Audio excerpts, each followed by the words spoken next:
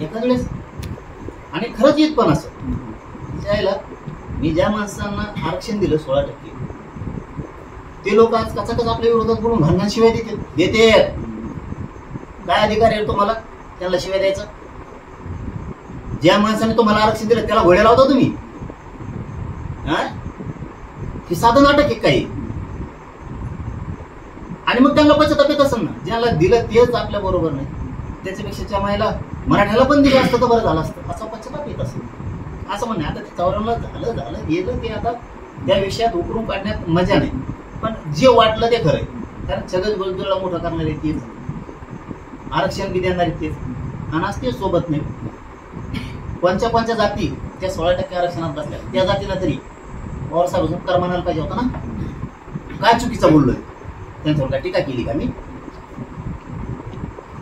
तरी पण त्यांचा अनिल देशमुख काय माझ्या विरोधात बोला आधी तेव्हा मी बोललोय, नसता मी आतापर्यंत त्याचं नाव सुद्धा घेतलं नव्हतं. 1954 जे अर्ज त्याला काय बोलायची गरज?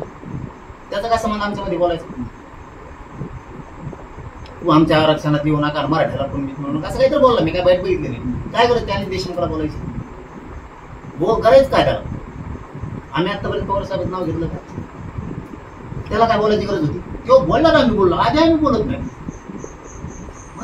गैरसमज करणाऱ्यांनी उलटच गैरसमज करून नाही. मी आणखी सुद्धा पवार साहेबांवर टीका केलेली नाही. आणि तुम्ही लय येड्या विचारायला लागले तर मला मग बाखळा काढावं लागल. मग ते सुद्धा क्लिअर सांग. मग तुमचे इतकं बाखळा गाबा मग कोणाकडेच नाही इतकं माझ्याजवळ आम्ही केलंच नाही. आम्ही फरक सांगितलं. हे त्यांच्या कार्यकर्त्यांनी, माकडा मोकडांनी, चिंता खाणाऱ्यांनी द्या समजून घेणं गरजेचं. मी बोललोय का 1954चा जे आरक्षण दिलं गेलं आमचं होतं ते दिलं गेलं आरक्षण. पण ज्यांना दिलं त्यांनी तरी त्यांच्या बाजूने आयुष्यभर राहायला पाहिजे. ते सापाला दूध पाजल्यासारखं झालं. साहेबांनी साप मोठी केली, आमचं उठलं झालं तर आमचं झालं तर आम्ही लढू मिळू हरकत नाही. तुम्ही तरी त्यांचं कोण राहणार. म्हणून माझा बोलण्याचं दिसत होतं की साहेबाला पश्चाताप येत असेल. त्यामुळे ज्यांच्यासाठी आपण दिलं ते आपल्या बाजून नाही करत, त्याच्यापेक्षा मराठ्याने दिलं असतं तर बरं झालं असं त्याचा बोलण्याचा उद्देश होता.